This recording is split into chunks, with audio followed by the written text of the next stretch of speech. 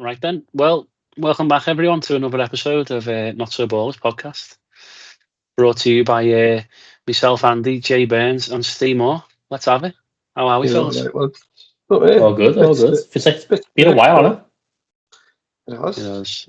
It has. Happy New Year as well. Yeah, 2026 on the horizon. happy There New we Year, go. lads. Let's jump right into it then. Let's jump right into it. We've had a bit of an up and down start to 2026 already. If you're a Chelsea and a Manchester United fan, it? Yeah, big um, news, isn't it? let's address the elephant in the room then, because we all knew it was coming. Really, Ruben did. Amorim has been sacked today by Manchester United. More for his comments, though, you would feel, Yeah, towards the sporting director rather than the results, would we say? Jay, what are you thinking about this? Like, initial reaction when you seen it this morning?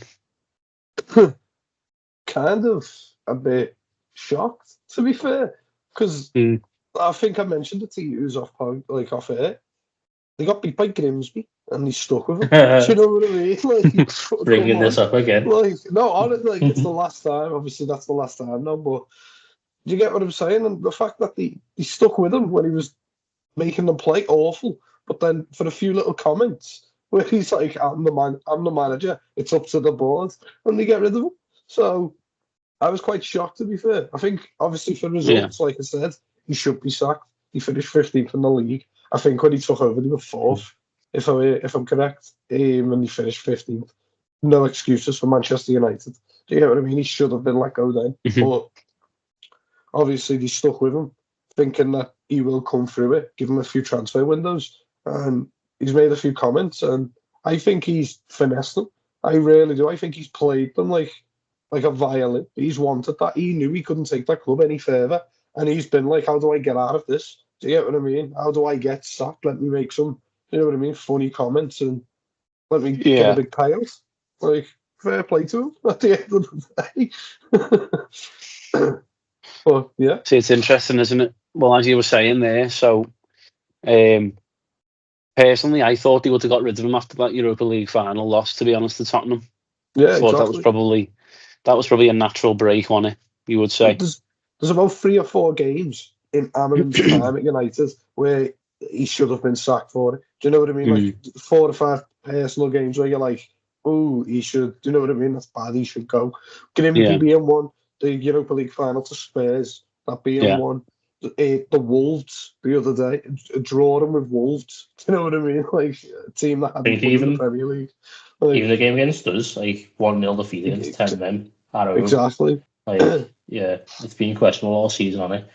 And it does surprise me that he's always been someone that said like outrageous stuff from the start. Like he literally said he's got the worst Man United team ever. And like we all knew it, but as a manager, like why is he saying that? So like it's weird that I do like what you said there, Andy. I do think it's more the comments that he's made now. I think it's more the line that he said about in 18 months the guy that can replace me can sort it out, sort of thing. Like like he's already thinking about he's not going to be in the long term. So yeah, I feel like the United board and higher ups are probably thought, well, he's not fully committed to the long term.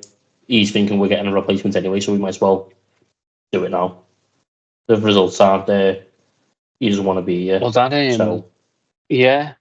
Well, that kind of leads me on to a few little snippets that I've seen today on social media about Amorim. So his win percentage overall is 32% at Manchester United, which is like proper like Steve Bruce levels at like Hull City.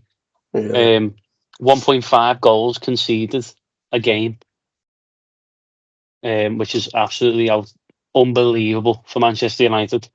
15% clean sheet ratio, and that's the worst of any United coach ever. From what I've seen today, those stats were taken from Opta, by the way, so they should be pretty accurate. That's awful. It's concerning also the formation that he sort of relied on. One of the 3-4-3 or with your wing backs. It was more like a five defensive players. To be that vulnerable at the back. And I've 5 defenders on the field. It is shocking. So I didn't know this. No, it is. But so do you know the game against Wolves? They warmed up like a 5 at the back, yeah, and he didn't play a 5 at the back. He played a 4. So there was rumours that he was doing that to try and outsmart and out-tactic Wolves. Do you get what I mean? Like if you're thinking that deep against one of the worst Premier League sides, do you know what I mean? Like how good are? Do you know what I mean? Like clearly out of his depths, like tactically already. So it's just. Well, let me hit you up with these ones. In all competitions, Ruben Amorim for Manchester United. So he's managed 63 times for Man United. Won 25, lost 23. So he's only won 2 more than what he's lost, which is, again, Manchester United. And they've drawn 15. Scored 122. Sounds all right, you know what I mean? It's almost 2 goals a game on average type of thing in all competitions. But they've conceded 114. Wow. Yeah, not good. Just really not good. And his stocks are so low now. Ruben Amorim's like. Well, that was my next question. Do you think he will ever manage in the Premier League again? It sort of reminds me of like Villas-Boas. Like you got that sort of job. It was like Chelsea first, and then it was like, where does he go? I think he went to Spurs, didn't he? Yeah, he went to Tottenham. Yeah, he went. So it was like, but I can't see Amorim. Get another one. I feel like the way Villas-Boas is like he's disappeared now, and he was talked about like one of the most up and coming managers, and everyone wanted him. And I was like, I don't even know where he is. Probably like China or somewhere.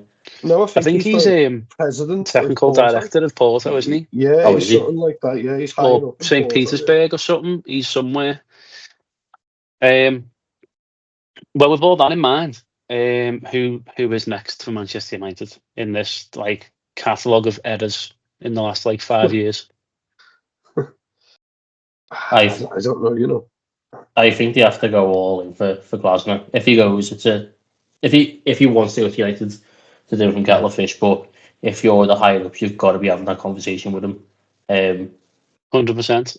His style of football is sort of what Amorim was trying to do, but he just does it better for some reason. Like it actually works for him. So surely the players won't be too far off fitting into a Glasner sort of system, but I wouldn't be surprised if the former Chelsea manager is there either in Maresca. I would not be surprised at all, because that could make sense also. You know, someone with a point to prove. Man United's history with baldy managers is not great, so from Maresca, I would not go there. Well, I mean, Ten Hag won a trophy or 2. He won the FA Cup, didn't he? He was leaps and bounds better than Amorim. Like, I will give him that. Ten Hag. Just a really, really disappointing end for Ruben Amorim there. But the writing was on the wall really this season already, as we've alluded to earlier on. Getting beat by Grimsby in the cup, disappointing 1-0 defeat against Everton. Like, although we are Blues, like it was shocking from United. They didn't lay a glove on us all game, and we had 10 men. Little snippets like that. Wolves 1-1. But then West we can go to Anfield and win. Didn't they get beat by West Ham? No, they drew 1-1 West Ham. Yeah, drop points with West Ham. Yeah, so. But then on the flip side, it's that consistency thing, isn't it? So then they go to Liverpool and win 2-1, for example. A great result. Do you know what I mean? They played really well as well. Yeah. So I think any manager going into there, whether it's Glasner, whether it's and Darren Fletcher's the caretaker manager right now, isn't he? Anyone going in there is just up against it already. Just the players they got. Such a mishmash of like footballers. It's another mess again. Like you think of Manchester don't even know. Players. We don't even know. And they're just. I don't think they're Manchester United players. You know what I mean? Like you think of the players they've got, the likes of like their experienced heads, and the likes of Luke Shaw's, and do you know what I mean? Harry Maguire's and stuff like that. Like Harry Maguire's, which would be the best one, most experienced one out of them. But what have they done? Do you know what I mean? Like genuinely in football, what have they done? Whereas like if you think of the United legends that we all grew up with, Do you get what I mean? Like, they all done bits. It's just, it's not the same club, but people expect it to be that club again. Do you get what I mean? You expect someone to come in and it to just go back to that. It's not going to happen. I feel like they've had the recruitment wrong for years also. They're like, I don't know whether it's more like the board signing players that you want to sign or whether managers have had an input, but like, the Casemiro is a big one. The amount of money they spent on him. And then awful. Even like awful. Even like Mount, like Mason Mount, I do think he's played all right from what I've seen. At points, he looks like he's one of like the better players in that board side, but you know, consistently hit with injuries, and it's like he didn't really elevate or improve on a position that they already had. Like they had Bruno, so they've got to go like Mount. So like it's like the improving areas that they've already got okay players in. Yeah. And just neglect the big issue with like fullbacks, centre backs, goalkeepers. Like we even said, like if you did strike the situation, and Bremo and Cunha were great signings for them, but they needed to sort out defensively more than going forward, and they just don't seem to do it. Or when you do try and sign someone young, like that Lemons keeper. You want to go sign a new keeper now? Because you don't think he's good enough. It's like, what's the point? What is the point? Did they loan Andre Onana or had they sold him? No, they loaned him. Wow, another terrible piece of business. £60 million keeper out on loan.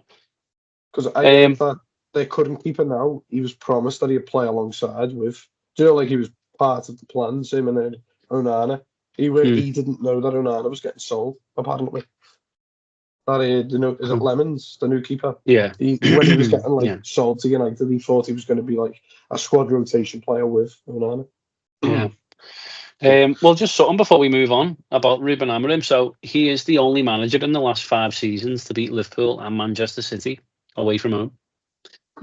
So we're keeping the job so long, you know. Yeah, if he's got something to put on his CV, like he's won at Anfield and he's won at the Etihad. Not many managers have done that in this current modern era. So let's see where he goes next. Be interesting to see what he does. I think he'll probably take a bit of time off. Only he looks grey. Looks like a shell of a man. I suppose it's what living in Manchester does to you. I mean, I don't know. He looks around the bounce today. You'll say you look quite cheerful this morning. Yeah, 10 million. I suppose 10 million in his back pocket does bits, like, but on the whole, like he doesn't look well while he was managing United. Yeah, he looked constantly stressed out. It probably is that sort of like weight off his shoulders now, innit? No more. Oh God, United. Well, moving on to Chelsea then. Maresca's been sacked.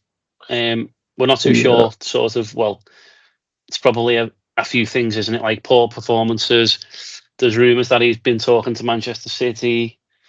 There was rumours that he didn't want to manage anymore at Chelsea and that his lawyers were trying to get him out of Chelsea. But he's got an option there potentially to take over at Manchester United.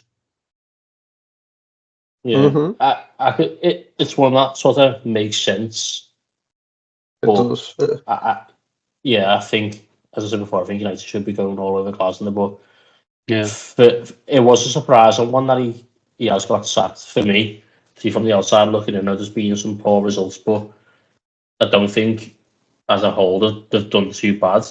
No, I don't. They're not a team that should be pushing for the league title.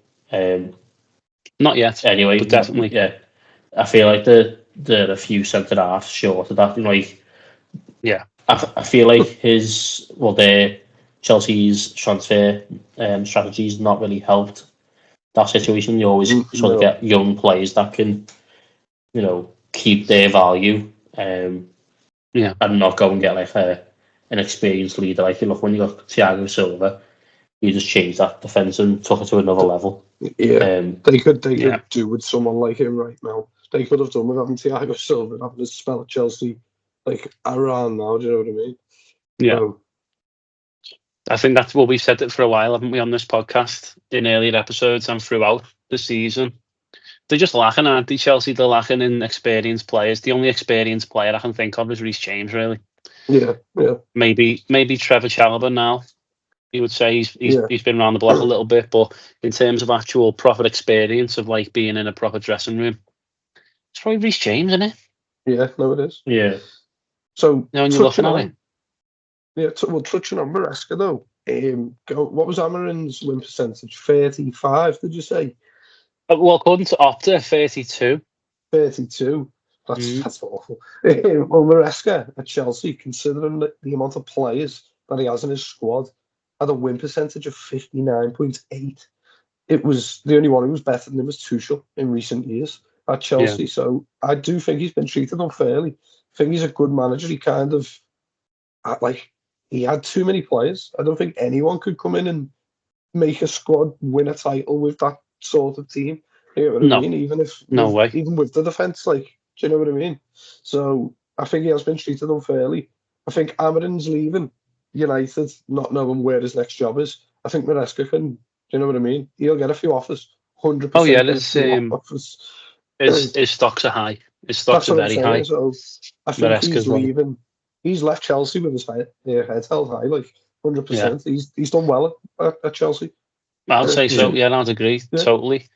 2 trophies within 18 months, is it, for Maresca? And he beat that PSG side that everyone was thinking were going to be a world-beating side. He played them.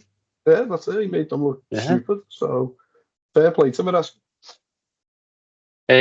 What next for Chelsea then? Rafinha's coming in from Strasbourg, isn't he? That's the talk right now. Yeah. At the time we're recording anyway, it looks like it's going to be in for at least the next the next 18 months.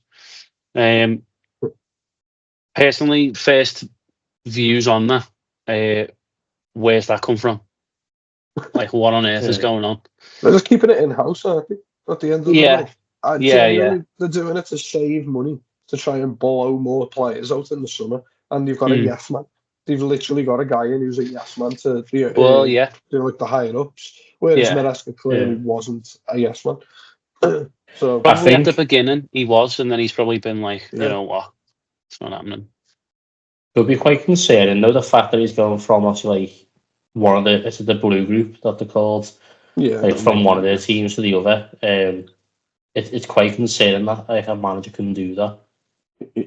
I know it's a manager can go from anywhere, but that whole 2 teams, it's so concerning. The way doesn't sit right, does it?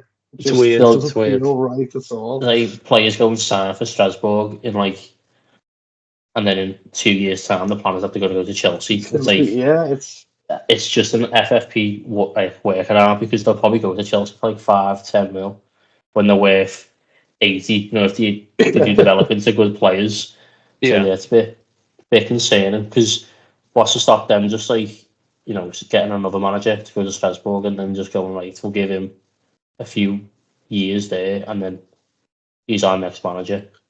It doesn't sit right, that whole strange. It's red flags going off in it. It's just this red flags flying everywhere, and you're just like, oh. From an outsider looking in, Chelsea just look a bit of a shell of a club, don't they, compared to what we know of Chelsea, like the title winning, the gate crashers. Do you know what I mean? The party poopers. They're nowhere near that. Nowhere near that at the minute. Chelsea. A lot of money that they've spent. I think you said it before, Steve, that there's no team that should win the title, but the amount of money that they've spent, they should be. Do you know what I mean? Realistically, they spent how much? Billions just to get. Spent over £1 billion in transfers. That's what I mean. Good players, but none of them are. There's maybe 2 or 3 are world class. Do you know what I mean? A few of them are just bang average, man. Genuinely, they are bang average. So it's their business model. You can't really, in terms of business, pure money, strict money, it's really good. It's probably one of the best. But if you're looking at it on the pitch, the assets on the pitch are just nowhere near good enough. But they don't. I don't think this. They don't see it like that, though, do they? Clearly, they see it as no, he's an asset. Pedro Neto is an asset. We can sell him for what we pay, what we bought him for. That's how they operate. And until something's got to happen, some earthquake's got to happen at Stamford Bridge for that mentality to shift. But did you think you can ever win a league with that mentality? Because I don't. So I don't think you can ever challenge for no real way. trophies. They're being run like a business, aren't they? They're not being run like a football club. So those playing footy manager, innit? Like, yeah. sign someone young and then try and sell them so you can go get the next young player for it. Like, keep trying to improve it. It's just, it's really not sustainable. It's probably sustainable for like constant like European, finishes in the league. So like going to get European football, but pushing league titles, absolutely no chance. It's just so strange to see Chelsea in this weird way of like, I'd say a decade ago, 2016, 17, 18, you're looking at Chelsea, aren't you? And you're like, favourites for the title every year. That's it. Whereas to now, it's like, will they even get top 4? They have a little purple patch, don't they, Chelsea? In around, September, October, and you're like, oh, maybe. Yeah. And then they get turned over at home by like Sunderland. They normally play well up until Christmas, Chelsea. It's normally around Christmas time they start falling apart for some reason in recent times. But who do you think will go there? Where do you think it's Chelsea will end up? isn't it? It's for senior by the sounds of things, but we'll have to see how that one gets on. I think that's a really interesting appointment. How long do you reckon he'll last?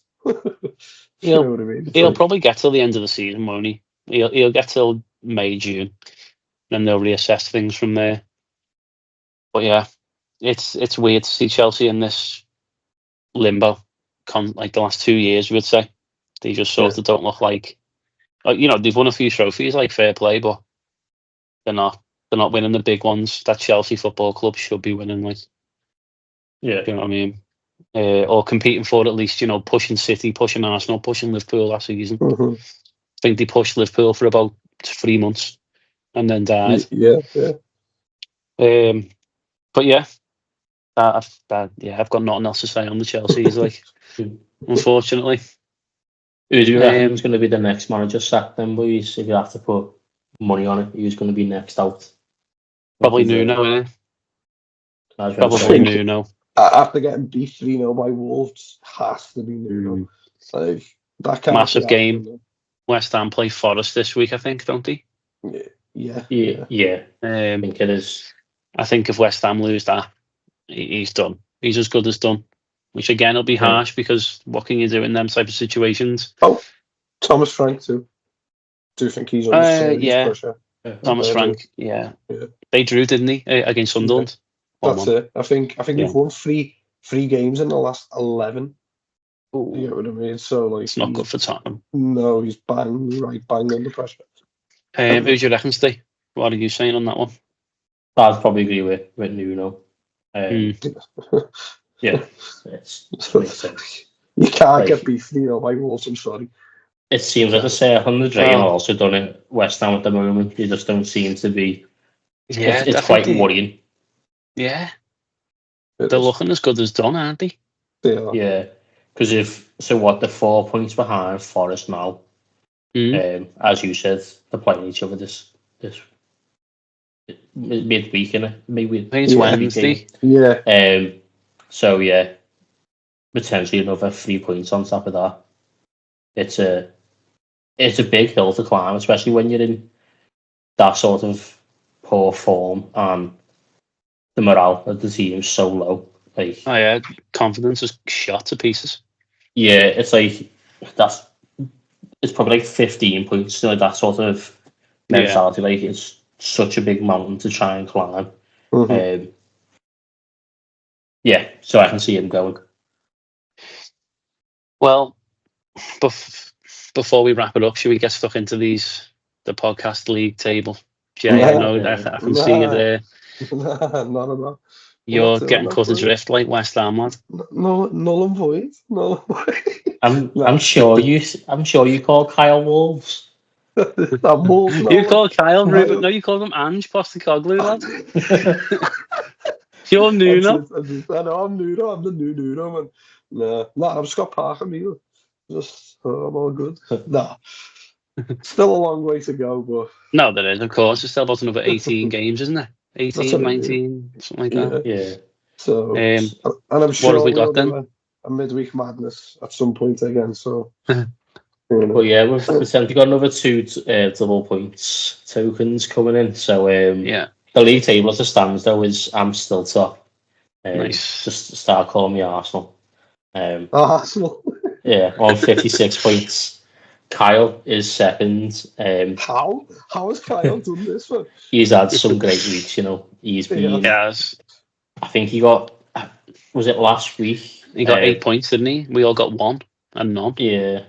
So yeah, he's well and truly back. It's how smug he is with it as well. That's what gets me. It's how he's like, he has said this, boys. It's like, Andy, you're in third on 48, and then Jay's on 36.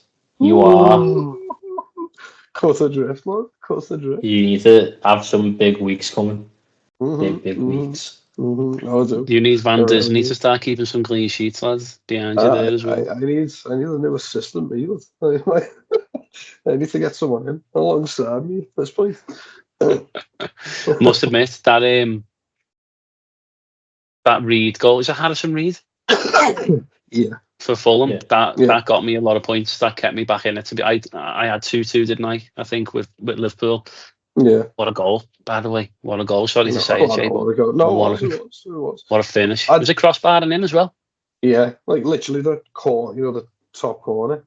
Like the post bar, it was like there. I don't mind conceding to goals like that. The thing that bothers me is just no one rushed out to him. Do you know what I mean? Down. Yeah. But at the end of the day, if you're going to concede to a goal, I'd rather it be a screamer like that than a little. You know what I mean? Oh, it's fair play to him. He's never hitting a ball like that ever again. Yeah, what I mean. So you'd rather a goal like that than the 4 that we conceded, like so. Exactly on that one. Exactly. All 4 of them basically were awful. I think that's everything, isn't it? It was only a little short and sweet one tonight. We got no Kyle, unfortunately, he couldn't make it, but I'm sure he'll be back for the next episode. Well, thanks very much, everyone. Anyway, if he doesn't, there's a forfeit coming. Deducting points. Thanks very much, everyone. Anyway, for listening and watching. If you're on YouTube, don't forget to like and subscribe as well. Come on, we need our subscribers. I don't want to go to work tomorrow. I want to wake up when we're on 20,000 subscribers. Imagine. Nice one anyway. Take it easy, everyone. Peace out. Thanks for listening. Take it easy. Thank you. Peace.